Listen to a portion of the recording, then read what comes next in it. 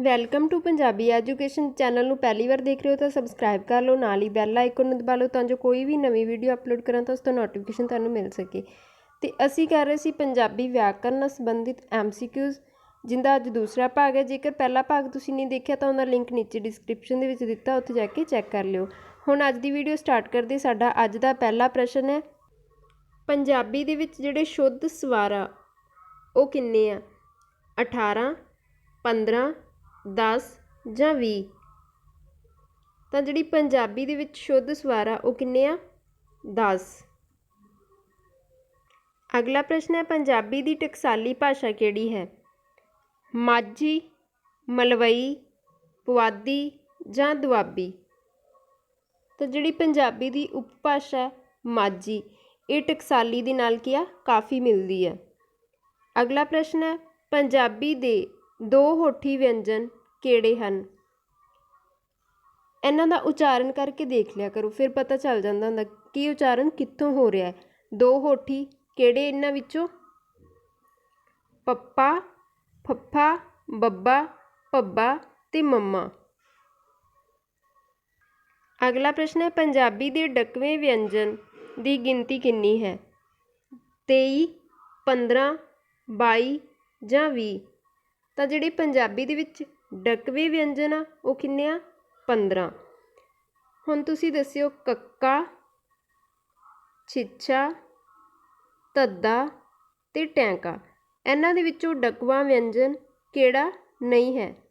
ਉਹ ਤੁਸੀਂ ਹੁਣ ਦੱਸ ਦਿਓ। ਅਗਲਾ ਪ੍ਰਸ਼ਨ ਹੈ, ਬਿੰਦੀ ਕੀ ਹੈ? ਅੱਖਰ ਹੈ, ਧੁਨੀ ਹੈ, ਸਵਰ ਹੈ ਜਾਂ ਲਗਾ ਅੱਖਰ ਹੈ? ਪਿਛਲੀ ਵੀਡੀਓ ਦੇ ਵਿੱਚ ਆਪਾਂ ਕੀਤਾ ਸੀ ਕਿ ਲਗਾ ਅੱਖਰ ਕਿੰਨੇ ਤਰ੍ਹਾਂ ਦੇ ਹੁੰਦੇ ਆ? 3 ਤਰ੍ਹਾਂ ਦੇ ਹੁੰਦੇ ਆ। ਕਿਹੜੇ? ਬਿੰਦੀ, ਟਿੱਪੀ ਤੇ ਅੱਧਕ। ਇਸ ਤਰ੍ਹਾਂ ਇੱਥੇ ਕੀ ਸਹੀ ਉੱਤਰ ਹੋ ਜਾਊਗਾ? ਲਗਾ ਅੱਖਰ। ਅੱਗੇ ਹੈ, ਪੰਜਾਬੀ ਦੀ ਕਿਸ ਉਪਭਾਸ਼ਾ ਦੇ ਵਿੱਚ ਸੁਰ ਹੈ? ਪੁਆਧੀ, ਮਲਵਈ, ਮਾਝੀ ਜਾਂ ਦੁਆਬੀ।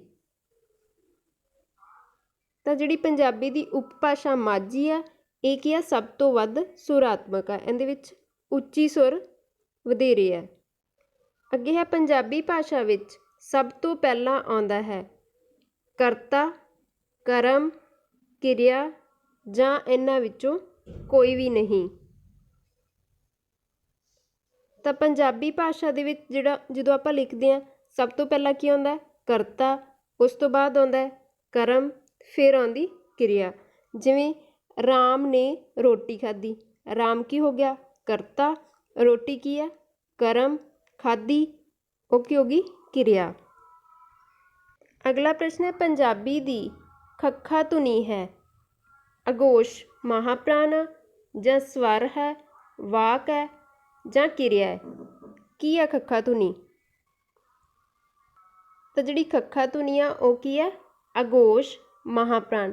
ਪੰਜਾਬੀ ਦੀਆਂ ਜਿਹੜੀਆਂ ਧੁਨੀਆਂ ਦਾ ਆਪਾਂ ਉਚਾਰਨ ਕਰਦੇ ਹਾਂ, ਉਸ ਜਿਸ ਢੰਗ ਦੇ ਨਾਲ ਕਰਦੇ ਹਾਂ ਉਸ ਨੂੰ ਤਾਂ ਕਹਿੰਦੇ ਉਚਾਰਨ ਲਹਿਜਾ। ਅਤੇ ਇਹ ਉਚਾਰਨ ਲਹਿਜੇ ਦੇ ਆਧਾਰ 'ਤੇ ਦੋ ਤਰ੍ਹਾਂ ਦੇ, ਅਘੋਸ਼ ਤੇ ਸੰਗੋਸ਼।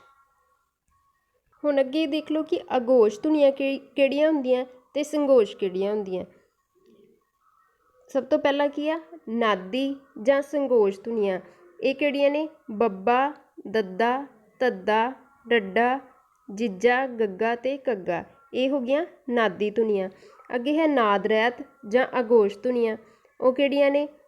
ਪੱਪਾ, ਫੱਫਾ, ਤੱਤਾ, ਥੱਥਾ, ਟੈਂਕਾ, ਠੱਠਾ, ਚਿੱਚਾ, ਛਿੱਛਾ ਤੇ ਕੱਕਾ ਤੇ ਖੱਖਾ। ਇਹ ਕੀ ਆ? ਨਾਦ ਰਹਿਤ ਜਾਂ ਅਘੋਸ਼ ਧੁਨੀਆਂ। ਅੱਗੇ ਹੈ ਮਾਂ ਪ੍ਰਾਣ ਧੁਨੀਆਂ ਤੇ ਅਲਪ ਪ੍ਰਾਣ ਧੁਨੀਆਂ। ਮਾਂ ਪ੍ਰਾਣ ਕਿਹੜੀਆਂ ਨੇ? ਫੱਫਾ, ਬੱਬਾ ਤੇ ਛਿੱਛਾ, ਖੱਖਾ ਤੇ ਕੱਗਾ। ਇਹ ਹੋ ਗਈਆਂ ਮਾਂ ਪ੍ਰਾਣ ਤੇ ਬਾਕੀ ਸਾਰੀਆਂ ਇਹ ਕੀ ਹੋ ਗਈਆਂ? ਅਲਪ ਪ੍ਰਾਣ। ਇੱਕ ਇੱਕ ਧੁਨੀ ਨੂੰ ਯਾਦ ਕਰਕੇ ਐਵੇਂ ਰੱਖਣਾ ਔਖਾ ਹੈ, ਇਹਨਾਂ ਨੂੰ ਸੌਖੇ ਤਰੀਕੇ ਨਾਲ ਐਵੇਂ ਯਾਦ ਕਰ ਲਓ। ਪਹਿਲੀਆਂ ਦੋ ਧੁਨੀਆਂ ਕੀ ਨੇ? ਅਘੋਸ਼ ਜਾਂ ਨਾਦ ਰਹਿਤ ਤੇ ਤੀਸਰੀ ਧੁਨੀ ਕੀ ਆ? ਸੰਗੋਸ਼। ਉਸ ਤੋਂ ਬਾਅਦ ਜਿਹੜੀਆਂ ਪਹਿਲੀ ਤੇ ਤੀਸਰੀ ਧੁਨੀ ਆ ਇਹ ਕੀ ਹੋ ਗਈ? ਅਲਪ ਪ੍ਰਾਣ। ਤੇ ਜਿਹੜੀ ਆ ਵਿਚਕਾਰ ਵਾਲੀ ਰਹਿ ਗਈ ਇਹ ਹੋ ਗਈ ਮਹਾਪ੍ਰਾਣ ਧੁਨੀ। बस ये दोनों की आ अलग प्रांत ते बाकी जड़ियाँ सारियां ही बचियां वो की हो गया मां प्रांत धुनियां। अगला प्रश्न है पंजाबी भाषा की जन्मदाती है अंग्रेजी, अंग्रेजी मराठी पंजाबी जां पुआधी, सिंधी अंग्रेजी हिंदी जां संस्कृत जां संस्कृत। तो जिहड़ी पंजाबी भाषा की जन्मदाती है वो किहड़ी भाषा है? संस्कृत भाषा। अगला प्रश्न है पंजाबी की पहली व्याकरण किसने लिखा है? भाई वीर सिंह ने लिखा सी, विलियम कैरी, शाह हुसैन जां भगत कबीर जी ने। तो जिहड़ी पंजाबी भाषा का पहला व्याकरण है वो लिखा सी विलियम कैरी ने। अगे है किस धुनी दे विच रारा धुनी का लोप नहीं हुंदा? पुआधी, मलवई, माझी जां दुआबी। तो जिहड़ी रारा धुनी माझी भाषा दे विच की आ लोप नहीं हुंदी। अगला प्रश्न है गुरमुखी लिपि किस पुरातन लिपि तो उपजी है? ब्रह्मी तो, संस्कृत तो, अंग्रेजी तो जां हिंदी तो। तो जिहड़ी गुरमुखी लिपि है वो की आ ब्रह्मी लिपि तो पैदा हुई है। अगला प्रश्न है वो धरती जिस दे विच शोरा होवे उसनूं की कहंदे आ? बाहक, कल्लर जां धुनी। तो जिहड़ी शोरे वाली धरती है उन्होंने की कहते हैं? कल्लर वाली भूमि। अगला प्रश्न है पंजाबी साहित्य का मुढ़ कदों बज्जा सी? 8वीं 9वीं सदी तो, 5वीं सदी तो, 6वीं सदी तो जां 4थी सदी तो। तो जिहड़े पंजाबी साहित्य का मुढ़ बज्जा सी 8वीं 9वीं सदी तो नाथ जोगियां दीयां रचनावां दे नाल। जो अखर पैर विच लिखे जान उन्हां नूं की कहंदे आ? स्वर, दुत्त अखर, करम जां व्यंजन। तो पैर विच लिखे जाने वाले अखरां नूं की कहंदे आ? दुत्त अखर। गुरमुखी वर्णमाला विच इस वेले कुल किन्ने अखर हन? 45, 40, 41 जां 46 अखर। किन्ने अखर आ गुरमुखी वर्णमाला विच? 41 अखर। एक आपां कल प्रश्न किया सी कि अखर किन्ने तरह के हुंदे आ, उत्थे अखर नहीं आना उत्थे शब्द आना सी। शब्द किन्नी तरह के हुंदे आ? 2 तरह के, सार्थक ते निरार्थक। अगला प्रश्न है सचेत शब्द का समानार्थक है चौकस, सखना, सावधान, औखा। ये तो सौखा ही प्रश्न है, इहदा उत्तर नहीं मैं देना, ये तुसीं दस्सिओ कमेंट करके कि सचेत शब्द का समानार्थक शब्द की आ। अगला प्रश्न है पंजाबी भाषा दे विच जिहड़े संबंधक आ वो किन्नी प्रकार दे हुंदे आ? 4, 5, 2 जां 3। तो जिहड़ी पंजाबी भाषा दे विच संबंधक आ वो किन्ने आ? 3 तरह दे आ। किहड़े किहड़े? पूर्ण संबंधक, अपूर्ण संबंधक, मिश्रित संबंधक जां दुबाजरे संबंधक। अगला प्रश्न है नाम किन्नी प्रकार दे हुंदे आ? 5, 4, 8 जां 6। तो जिहड़ियां नाम दियां किस्मां किन्नियां ने? 5। अगला प्रश्न है कारक किन्नी प्रकार दे हुंदे आ? 5, 8, 6 जां 4। तो जिहड़ियां कारक दियां किस्मां किन्नियां ने? 8। अगे है कारदंतक किन्नी प्रकार दे हुंदे आ? 5, 8, 6 जां 4। तो जिहड़े कारदंतक आ वो किन्ने आ? 8 प्रकार दे हुंदे आ। उस तो बाद विशेषण किन्नी तरह दे आ? तो जिहड़ियां विशेषण दियां किस्मां किन्नियां? 4, 5, 6 जां 3। तो विशेषण जिहड़े हुंदे आ 5 प्रकार दे हुंदे आ। उस तो बाद पड़नाम किन्नी तरह दे हुंदे आ? 4, 5, 6 जां 8। तो जिहड़ियां पड़नाम दियां किस्मां वो किन्नियां ने? 6। अगे है किरिया विशेषण। किरिया विशेषण किन्ने प्रकार दे आ? 4 आ, 6, 8 जां 5। तो जिहड़ी किरिया विशेषण दियां किस्मां वो किन्नियां ने? 8। पंजाबी भाषा की लिपि किन्ने लगाखर जां स्वरवाक हन? 2, 3, 4 जां 6। तो जिहड़ी पंजाबी भाषा दे विच स्वरवाक आ वो किन्ने आ? 3। अगला प्रश्न है हाहा, रारा ते वहुआ ਵਿੱਚੋਂ ਕਿਹੜੇ ਚਿੰਨ੍ਹ ਦੀ ਵਰਤੋਂ ਪੈਰ 'ਚ ਨਹੀਂ ਹੁੰਦੀ? ਮੰਮਾ ਏ, ਹਾਹਾ, ਰਾਰਾ ਜਾਂ ਵਊਆ? ਕਿਹੜਾ ਪੈਰ 'ਚ ਨਹੀਂ ਪਾਇਆ ਜਾਂਦਾ? ਤਾਂ ਜਿਹੜਾ ਮੰਮਾ ਏ ਇਸ ਦੀ ਵਰਤੋਂ ਪੈਰ ਵਿੱਚ ਨਹੀਂ ਹੁੰਦੀ। ਬਾਕੀ ਤਿੰਨਾਂ ਦੀ ਕੀ ਆ? ਪੈਰ ਵਿੱਚ ਦੂਜੇ ਅੱਖਰਾਂ ਦੇ ਪਾਏ ਜਾਂਦੇ ਆ। ਅਗਲਾ ਪ੍ਰਸ਼ਨ ਹੈ, ਕਿਸ ਉਪਭਾਸ਼ਾ ਨੂੰ ਰਾਸ਼ਟਰੀ ਭਾਸ਼ਾਵਾਂ ਦੀ ਸੂਚੀ ਵਿੱਚ ਰੱਖਿਆ ਗਿਆ ਹੈ? ਮਲਵਈ, ਡੋਗਰੀ, ਪੁਆਧੀ ਜਾਂ ਗੁਜਰਾਤੀ? ਤਾਂ ਜਿਹੜੀ ਡੋਗਰੀ ਉਪਭਾਸ਼ਾ ਸੀ ਇਹਨੂੰ ਕੀ ਆ?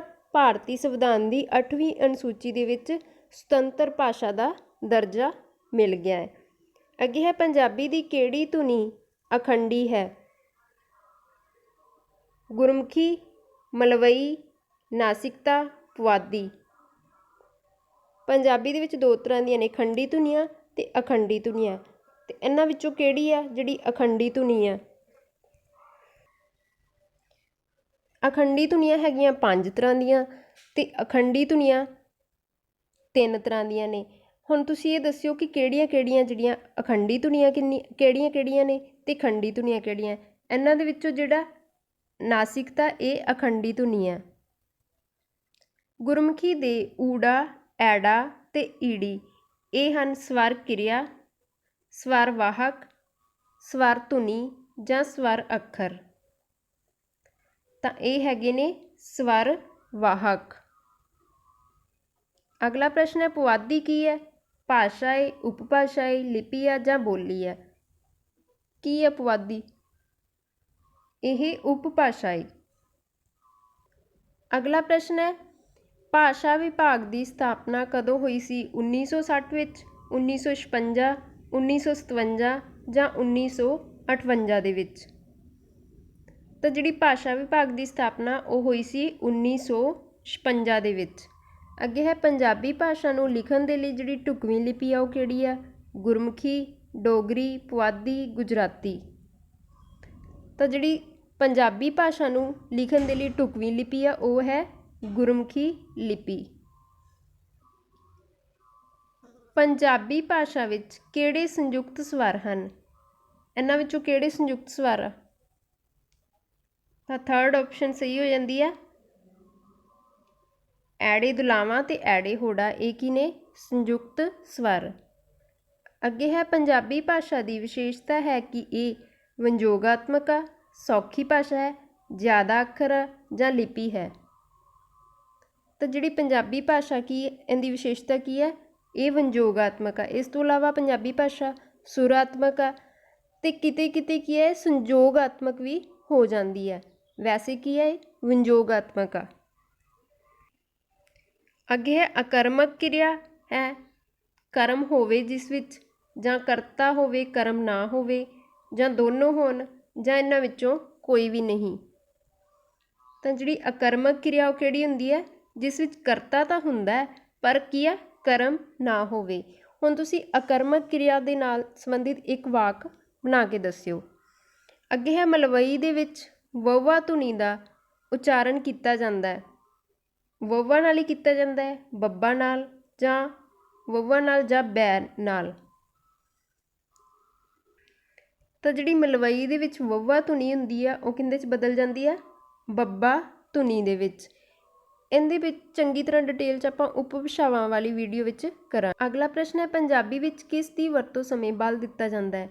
ਟਿੱਪੀ ਸਮੇਂ, ਅੱਧਕ ਸਮੇਂ, ਕੰਨੇ ਸਮੇਂ ਜਾਂ ਸਿਆਰੀ ਸਮੇਂ? ਤਾਂ ਜਿਹੜੀ ਪੰਜਾਬੀ ਭਾਸ਼ਾ ਦੇ ਵਿੱਚ ਅੱਧਕ ਆ ਉਸ ਦਾ ਜਦੋਂ ਆਪਾਂ ਵਰਤੋਂ ਕਰਦੇ ਹਾਂ ਉਸ ਕਦੋਂ ਕਰਦੇ ਹਾਂ? ਜਦੋਂ ਵਧੇਰੇ ਬਲ ਦੇਣਾ ਹੋਵੇ ਕਿਸੇ ਅੱਖਰ 'ਤੇ, ਉਦੋਂ ਕੀ ਹੁੰਦੀ ਆ? ਅੱਧਕ ਦੀ ਵਰਤੋਂ ਹੁੰਦੀ ਹੈ। ਅਗਲਾ ਪ੍ਰਸ਼ਨ ਹੈ, ਸੰਸਾਰ ਵਿੱਚ ਸਭ ਤੋਂ ਪਹਿਲਾਂ ਕਿਹੜੀ ਲਿਪੀ ਪੈਦਾ ਹੋਈ ਸੀ? ਗੁਰਮੁਖੀ ਲਿਪੀ, ਸੰਕੇਤ ਲਿਪੀ, ਪੁਆਧੀ ਲਿਪੀ ਜਾਂ ਪੋਠੋਹਾਰ ਲਿਪੀ? ਤਾਂ ਜਿਹੜੀ ਸਭ ਤੋਂ ਪਹਿਲਾਂ ਲਿਪੀ ਪੈਦਾ ਹੋਈ ਆ ਉਹ ਕਿਹੜੀ ਆ? ਸੰਕੇਤ ਲਿਪੀ। ਇਹ ਸਨ ਸਾਡੇ ਅੱਜ ਦੇ ਪ੍ਰਸ਼ਨ। ਜੇ ਵੀਡੀਓ ਚੰਗੀ ਲੱਗੀ ਤਾਂ ਲਾਈਕ ਕਰਨਾ, ਕਮੈਂਟ ਕਰਨਾ, ਨਾਲ ਹੀ ਆਪਣੇ ਫਰੈਂਡਸ ਦੇ ਨਾਲ ਸ਼ੇਅਰ ਕਰਨਾ। Thank you.